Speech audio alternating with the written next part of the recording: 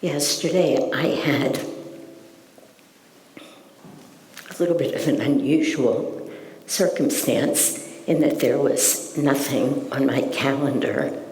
I can't remember the last time that happened, but I actually had the opportunity to spend the entire day just reading and listening, then meditating and reading more and listening more to so much of what's been written and talked about and shared about this topic of faith.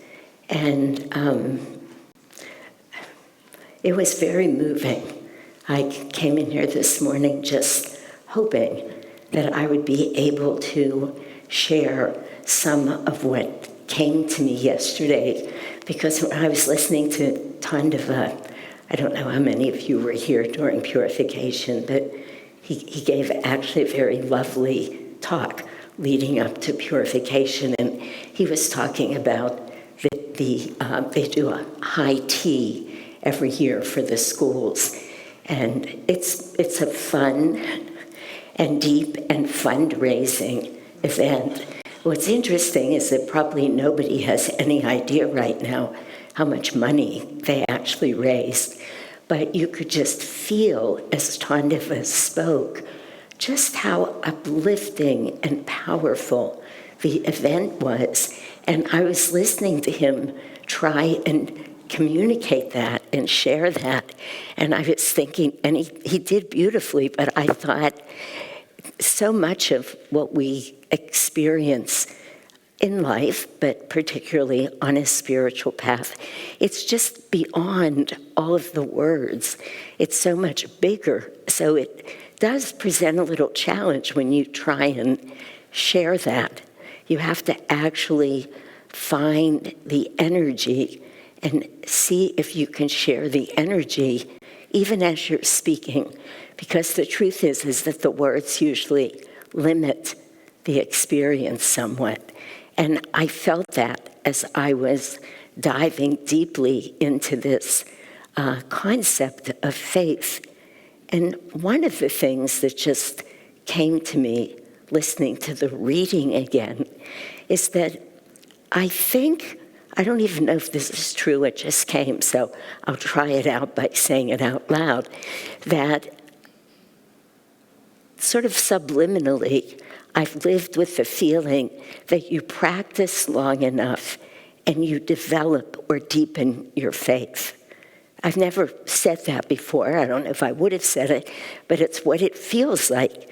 You live the teachings, you have relationships, you do everything you do. You watch for signs and wonders, as Master calls them in the beginning of Autobiography of a Yogi.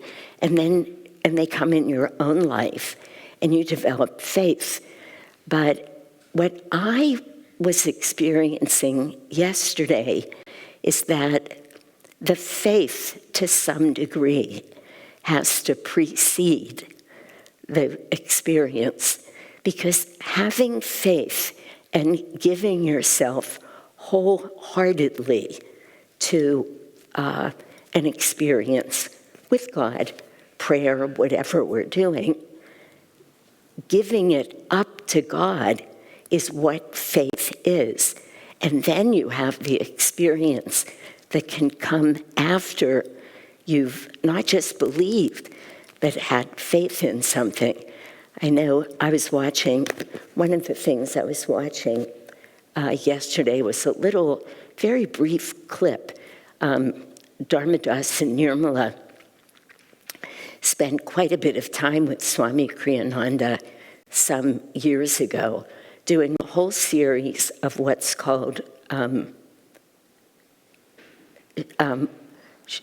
it's all about truth, or ask me about truth, thank you. And they would just ask him questions. Actually, they did a really good job because it's spontaneous, it's in the moment, because he would answer, then they would ask another question. They're all recorded, they're all available. If you just Google that, Ask Me About Truth, or go to YouTube. But they said to him at one point, Swamiji, how can we develop faith in God? And without a beat's pause, he said, give him a chance. And it was an interesting answer, but he meant it, and he went on to expound on it. It's like, give him a chance, invite him in, do everything that you can do with God, not just for God, but with God. And he goes on to say things like go for a walk with God, eat with God, pray with God. But he tells this story in that little blurb again that we've all heard, or many of us have heard. I'll tell it for those of you who haven't, about a trip that he took years ago to Carmel. Swami Kriyananda used to love to go to Carmel, and he would go there for various reasons, but in this instance, he had just finished some big work. I don't know what it was. So he went, I think, completely alone down to Carmel, and he said he didn't have a lot of money, and he wasn't thinking about the fact that it was summer. And he said he got there, and there were no rooms in Carmel. There was one room left. This is how he tells it. One room in the whole town. It's an expensive town for those of you who might not know it. And he said this room was very expensive. But he said he really wanted to be in Carmel. And in a little flash of humor, I won't do it, he explains why he wanted to be in Carmel and not Monterey. With the fishermen and the boats, he said, no, he was going to be in this calmer, little more what he alluded to as upscale experience. That's what he wanted. He said, after all, I was traveling with Divine Mother.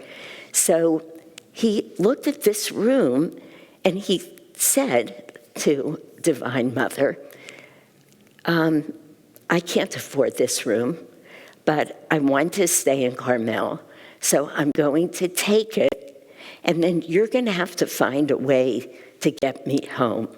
This is what he told her. You find, but he says it, I mean, it sounds funny, but Swamiji meant it. He just said, I can't do this, you can, I'm going to spend every penny I have, you give me gas money. So he goes in and he asks for the room, and he goes to pay for it, and the proprietor of the place said, don't pay me, I don't want your money. Swamiji says, no, I'd really rather pay you now, thinking to himself, I probably won't have this money tomorrow if I don't pay you. And the man said, no, I just don't want you to pay me at all. He said, I'm going to write it like you're a travel agent, and they give away rooms. And Swamiji was sort of amazed, but he took the room and he stayed. And the next day he went out to lunch, and the owner of the restaurant came over and sat down with him. And when he asked for the bill, the owner said, no, I'd like to just give you lunch today. I don't want to charge you for lunch. And Swamiji says, he said, now, okay, maybe one or the other, but could anybody imagine both of those things happening?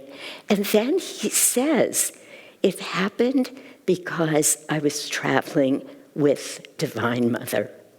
And it never dawned on him that it was anything other than that. He was already with God. He wasn't praying, please, please, please, find a way to pay for this, find a way to do that. He had already lifted his consciousness to be with Divine Mother that whole weekend. And from that flowed this beautiful weekend, and everything just opened to him. And he actually was able to go home with almost as much money as he came with. It's a pretty remarkable thing. It's a true story. And he says, how many of you have had that happen? And just something interesting to ponder. There's a story that Yogananda used to tell a lot about the saying. I don't know if it's from the Gita or where it is, but let me just think. Or no, I think it's from the Bible, wherever it is. Doesn't really matter if it's the Gita or the Bible. But it says, and if you would say with total faith, move you mountain, the mountain would move.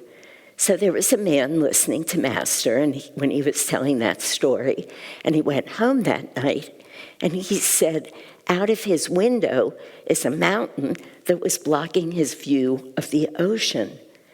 And so he said to the mountain, move, I want you to move, so that he could see the ocean. Then he said he woke up the next morning, he went to his window, of course the mountain was still there, and he said, I knew you wouldn't move. That is not faith. That is the problem.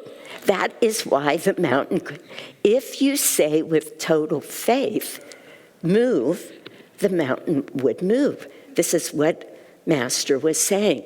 So it's really very much like what Jesus talks about when he talks about and says, pray believing. I was reading a lot yesterday from the book called God Alone, which I'm sure many of you have read at least part of. If you haven't, it's a must. It's just a compilation of writings and commentaries by Sister Gyanamata, who is a very highly evolved, the most highly evolved female disciple of Yogananda. And she tells the story in there. No, it's in a letter. It's in a letter. She writes a letter to Yogananda. We know, those of us who know her know that she lived really all of her life that she was with him because she came to him later in life in great physical pain, really constant, great, severe pain. And there's a lot written about why Yogananda kept her in her body as long as he did. But he said about her that never once in her life, he would go through her life, he said, I can't find an instant of sin or of wrongful doing or wrongful thinking. I mean, imagine that. I shudder when I think of what he would find if he went through my mind, but he couldn't find anything in her mind. She wrote him a letter once, and I think in the letter she alluded to the fact that she would be fine if she were to leave her body now. It would be okay with her. She would be ready to go. And he wrote her back, and he said to her, don't tie my hands with negative thinking. He said this to Sister Gyanamata, who just probably alluded to the fact that she would be okay to leave. He said to her, I have been working with you energetically to get you to clear as much of your karma as is possible. Don't tie my hands with negative thinking, as if that was negative thinking. And just think about it. Now we're talking about developing faith and having faith, pure faith in God, that when you come, you know something is doable in God's hands that you couldn't do. You probably couldn't talk two people in Carmel into giving you a free room and a free meal. But if you're traveling with God, God can do it if your faith is there. So think of how many times we have negative thoughts, and we have negative thoughts or questioning thoughts most often about those things that we're not sure we can succeed at, the places exactly where we would need help. And yet, by those negative thoughts, those doubts, those questions, we're tying God's hands. There's a story, a part of the story, a very important part of the story in the Mahabharata, which is the biggest epic written in India.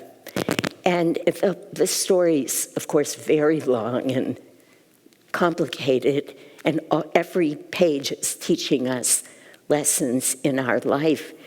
But there is the moment in the Mahabharata where I just saw a giggle over here because I think they're studying or making a play out of the Mahabharata.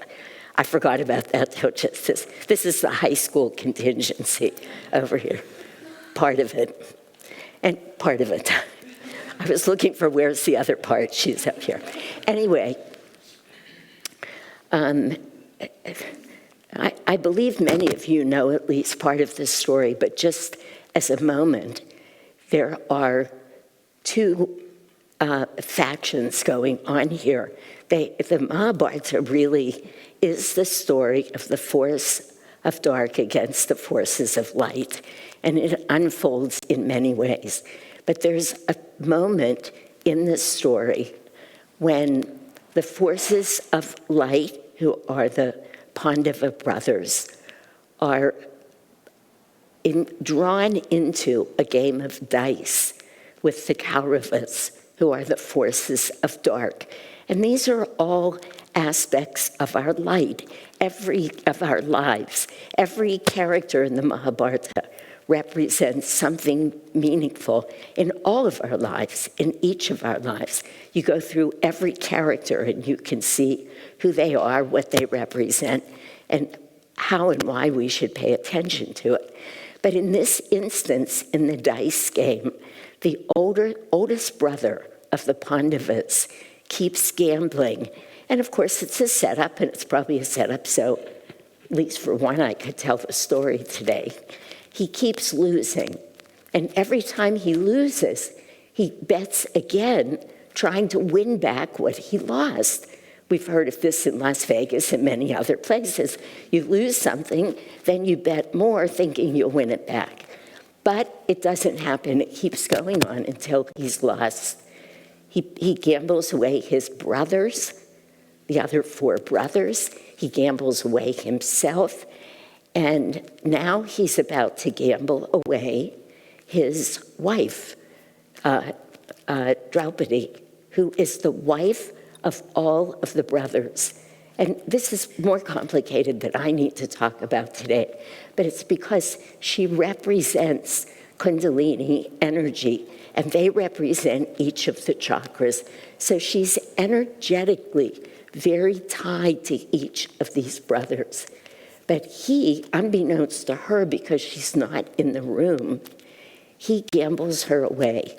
So at some point, one of the Kauravas, the bad guys, goes up and gets her and brings her into this room and tells her, your husband just gambled you away, and he gambled all of your other husbands away. And by the way, you have no right to anything, including your clothes. Everything's been gambled. So here she is, a very powerful woman. Kundalini power is huge. It's all the power in the universe sitting at the, I thought you were shaking your head no, but thank you. Sitting at the base of our spine. And she's there and she's looking for help. But none of her husbands are stepping up. Nobody's defending her. Nobody's trying to take care of her at all. And so one of the bad guys says, in fact, you don't own your sari. And he's about to disrobe her thousands of years ago in this room full of men. And what does she do? And this is what makes this story so powerful. She gathers all of her energy, Kundalini energy, and she brings it to the point between her eyebrows, and she says, Krishna, I put all of my energy and faith, pure faith in you. And she gets very calm, and one of the Kauravas comes over and starts pulling at her sari. And what happens? He pulls and he pulls and he pulls. And no matter how much fabric he pulls, more fabric materializes. So he can't get her undressed. He can't disrobe her until, it says in the Mahabharata, he collapses with exhaustion. Why? Because she had faith in Krishna. Because God alone can do anything for us if we believe. And there's so many relevant things about this story, but what is particularly relevant is that we all have all of those Kaurava brothers in our lives. Those are all of the forces of darkness, our fears, our judgments, our greediness, our negativity, our doubt. All of that is represented by the Kauravas. So they're in our life. So when are those moments where we are about to be brought to our knees, disrobed in front of a room full of men? When is that happening for us? And where do we go when it's happening? Do we remember to go to that faith in God without a doubt? When Dharmadas and Nirmala said to Swamiji, can you talk a little bit about the difference between belief and faith? He said, belief is just not a good moment for this to happen. You know, a scientific principle before it's proved. Hypothesis. I was waiting for all of you to tell me, but I had faith. Yeah, he says, belief is the hypothesis. What a beautiful line. So he said, look, people believed strongly that the world was flat at some point. That didn't make it so. We can believe all we want, but when we can move to faith through a level of proof within us, then anything can happen. I was listening to him give a talk last night about this book that I've alluded to so many times up here that's called Talks with Great Composers by an author whose name is Abel, A-B-E-L-L. It's a fabulous book, and it's been mentioned here many times because it's so fabulous. Abel, who wrote the book, sat down with several of the greatest 19th century composers, and he spoke with them. Brahms and Beethoven are the two I remember. And he wrote this book from those conversations. These are the greatest composers of all time. Every one of them in their own way, said, if I try to compose a piece of music, just from an idea, if I tried to force it, if I tried to make it happen. Now just think about that. How many times in life, whether we're dealing with relationships, whether we're about to give a talk, whether we're teaching a class, doesn't matter what it is. When we're moving from what we feel is our own belief, strength, knowledge, he said it was flat. Nothing ever happened.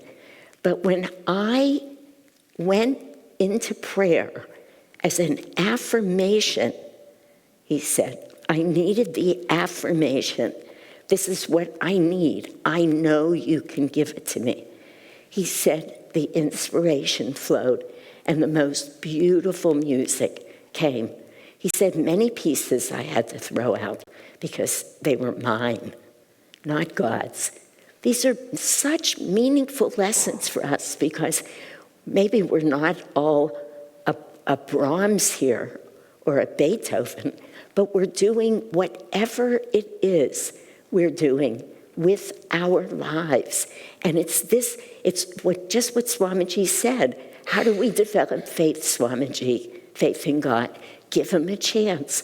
So where we are, most of us, is constantly reminding ourselves, bring God in, give it to God, do it from there. We just have to keep reminding ourselves, and the response will come.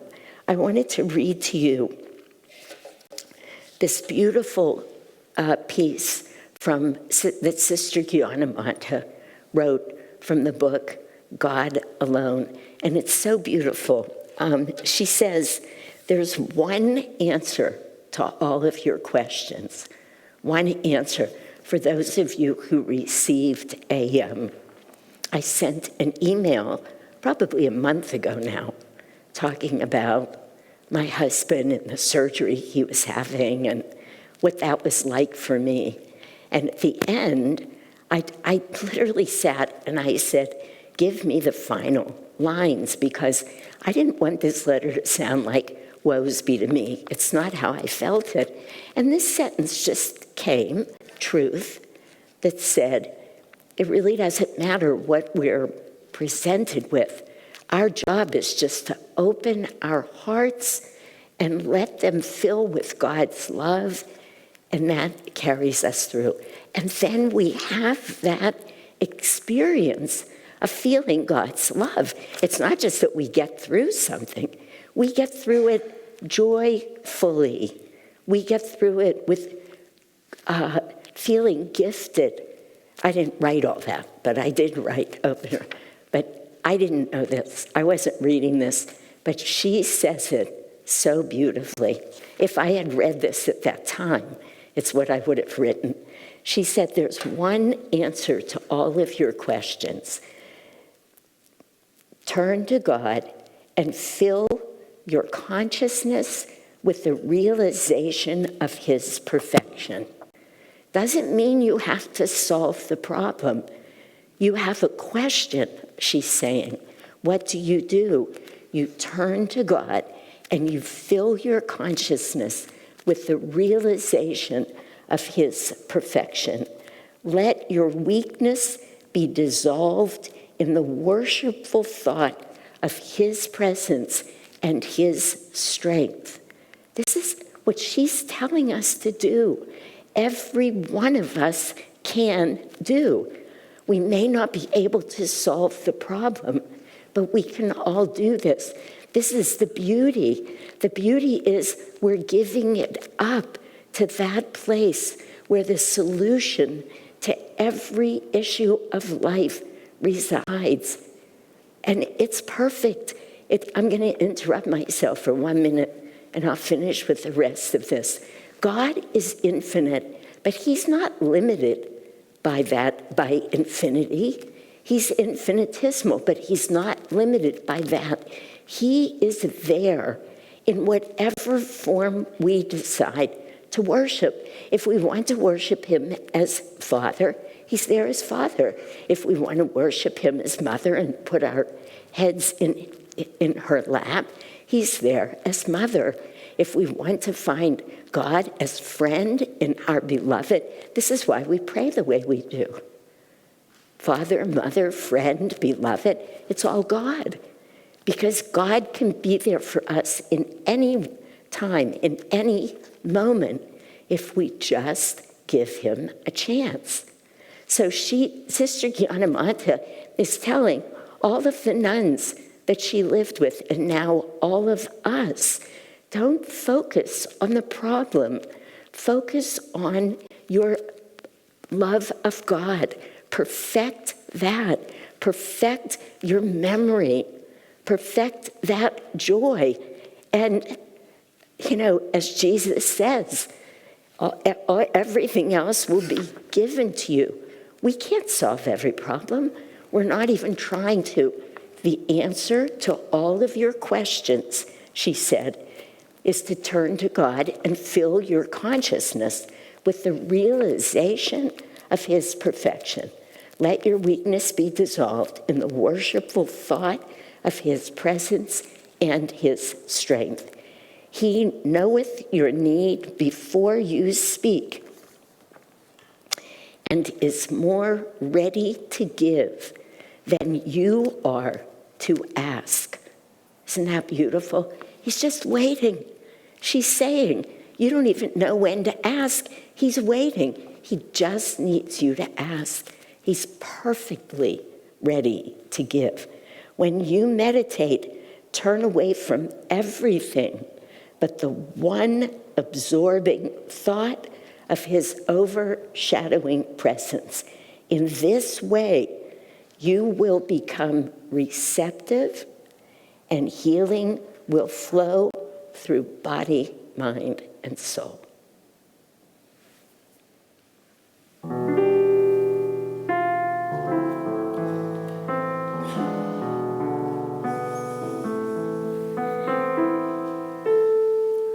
Love is all I know, sun rays on the snow of a winter long, in darkness without song.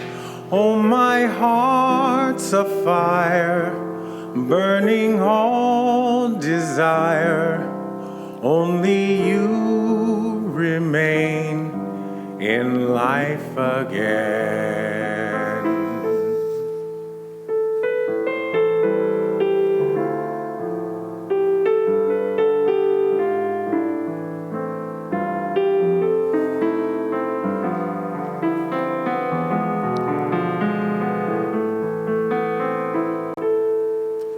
Too long I did stray, flung lifetimes away, imagined you did not care. I know now your smile was mine all the while. I listened and love was there. I can't breathe for love, all the stars above call to me, come home. Life's waves all end in foam. Only love can heal all the pain I feel. What a fool was I to turn away.